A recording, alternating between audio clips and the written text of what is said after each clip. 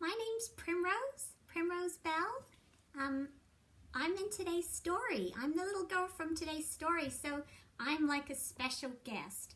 And the book that Mrs. Barre, is that, I don't know her name. The book that she's reading to you today is this one, Dougal the Garbage Dump Bear. I think it's Dougal. Look at this fusty old bear. I wouldn't want that in my collection, but there's lots of soft toys here, so maybe I'll play with those. There's like a bird, there's this bunny. I think this might be like an ostrich, maybe ostrich, an elephant and a pig, and there's some on the floor. So there's this horsey. That looks fun. And this cat seems to have something wrong with her feet, her paws. This thing, maybe like a llama or something. Is this a llama? It's pretty cute. This is a rat, I think. I don't really like rats. No, I don't. And this one, I love this one. Just gonna squeeze out its puddings. Oh, I love it so much. I might ask Mrs. Barre, maybe if I can take this one home. It's so fun. Okay, well, enjoy the story. I'll see you later. Bye. Remember, I'm in the story. Primrose Bell. Dougal the Garbage Dump Bear by Matt Dray. Dougal was a shy little bear with a heart of gold. He never got to play with the other toys in the house because they were all new and clean and perfect, and he was not. He often wished he could be new like them, especially the day the little girl who owned all the toys had a tea party. It was a lovely party. They had patty cakes and ginger nut biscuits and little triangular peanut butter sandwiches and strawberry milk. Guy the Gollywog sang a song, Pinky Pig told some jokes, and Mr. and Mrs. Bunny brought along their new baby girl to show everyone. But no one spoke to Dougal. He sat quietly on his own and ate his cake.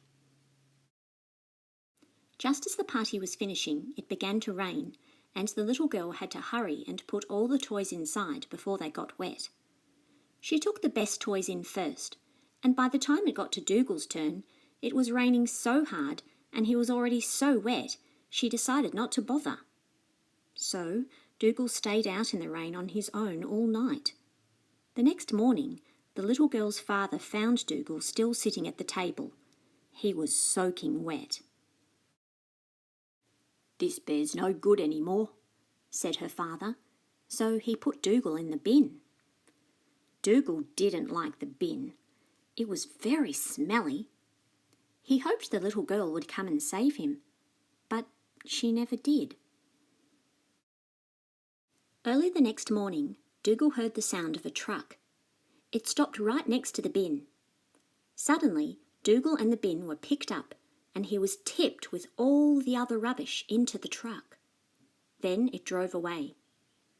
Every time it stopped, more rubbish would pour in on top of Dougal. Then the truck drove for a long time. When it stopped again, the back end opened up and Dougal was pushed out onto the ground with all the rubbish. Dougal blinked his eyes in the sunshine and wondered where he was. All of a sudden there was a loud roar. The ground shook and a great big tractor with steel wheels rumbled past.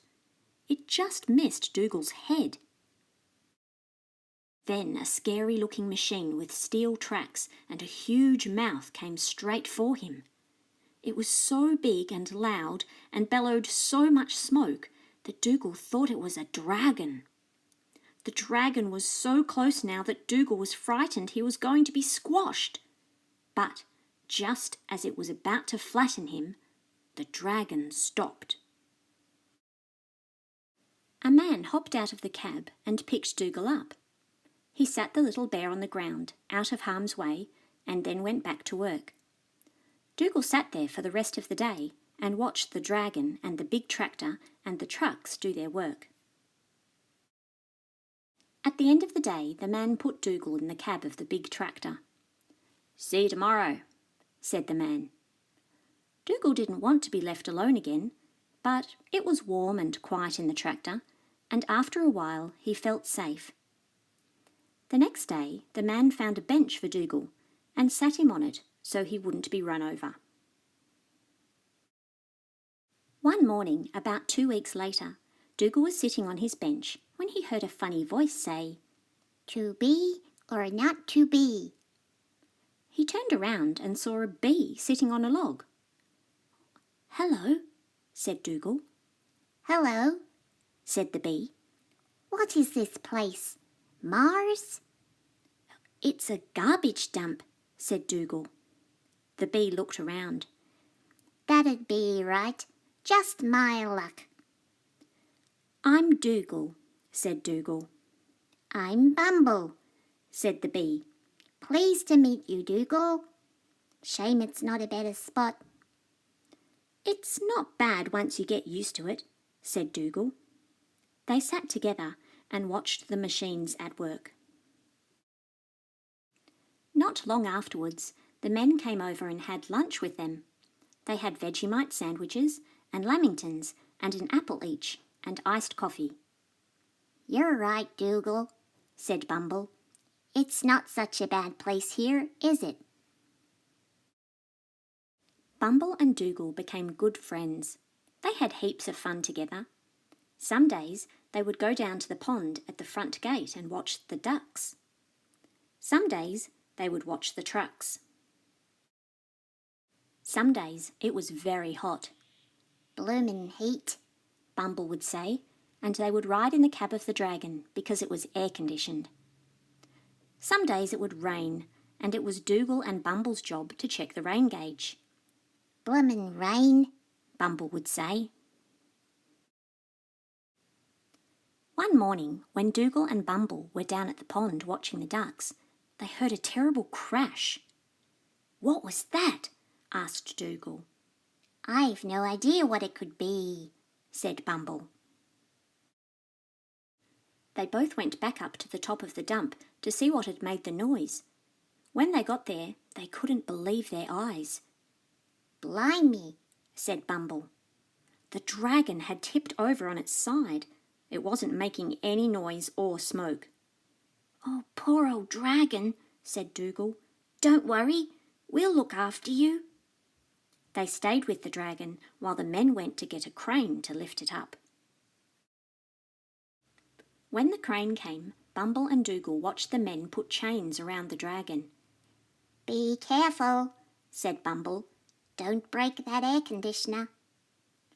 After the crane had lifted it up, the men took the dragon down to the workshop to fix it. The dragon was sick for a couple of days, but when it came back, it was as good as new. It was so grateful to Dougal and Bumble for helping that it pushed the garbage much more carefully so any other toys who came to the dump could be saved. And they saved heaps.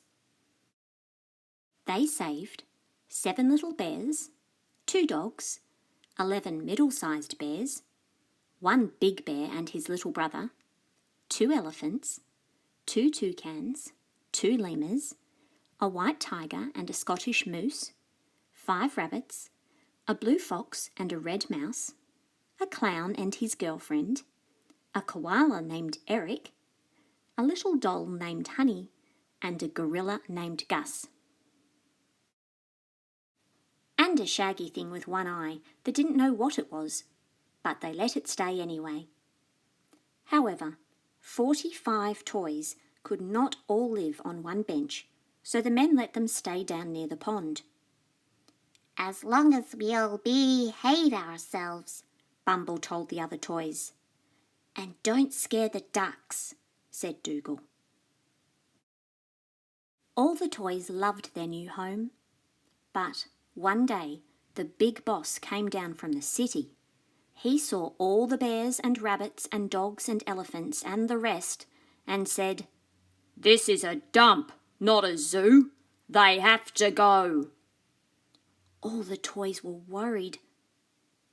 "What's going to happen to us, Dougal?" they asked. "Bloomin' Big Boss," buzzed Bumble. "Why can't he just let us be?" When Saturday came, the men piled all the toys into a truck. Dougal didn't want to leave. He'd miss the ducks and the pond and the dragon and the iced coffees. Then they drove away. The man with the truck took the toys back to his house. It was a lovely little house right on the beach. They couldn't believe their luck. There was a toy car and a toy motorbike, and buckets and spades for the beach. They had a swing set and a climbing castle as well. There was also a trampoline, and when Big Bear bounced, he sent all the other toys flying, and they thought it was great fun. And then they found out that shaggy thing with one eye was a really good surfer. Every Monday and Friday, the man would take Dougal and Bumble back to the dump for a visit. Bumble would ride in the dragon. And the man would give Dougal some bread so he could feed the ducks. And while he sat there on his own, Dougal would think how lucky he was. He remembered how he had been left out in the rain and put in the bin, and he realised that sometimes bad things happen so that good things can happen. You just had to make the best of it. The end.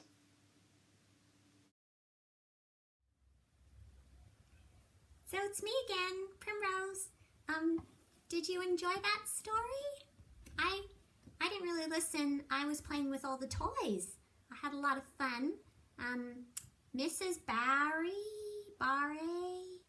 said I need to ask the toys what they thought of the story. Okay. Piggy, what did you think of the story? Okay. You want me to read a quote? Okay. So Piggy really liked the message at the end of the story where it says, sometimes bad things happen so that good things can happen. Okay, I don't really understand that, but maybe you do because you listened to the whole story. Elephant? Yeah? Oh. Okay. All right.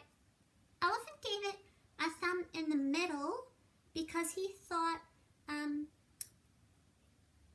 the little girl in the story was mean. Excuse me? What? Because I threw Dougal in the bin? That wasn't me, that was my daddy. Oh, well, it was raining. I couldn't go out in the rain. Oh, Gerald gave it a thumbs in the middle because apparently he thought I was a bit mean. Yeah, Birdie? Oh, okay. Thumbs down from the Birdie because he really likes vehicles, and there was a tractor in it, and he didn't get to drive it. So, okay. I'm just gonna go ask Mrs. Barry, if I can take this home, because this is my favorite. I really like this one. I'll be back in a second. Mrs. Barry! Can I take this orange cat home? I really like it and I want it. Oh, okay. Apparently this belongs to the girls at Blink Bunny House. So I can't have it. Okay. I'm just getting my daddy to buy me something new. Okay. Bye. It was nice to be the special guest. Remember, Primrose Bell. Might see you again sometime.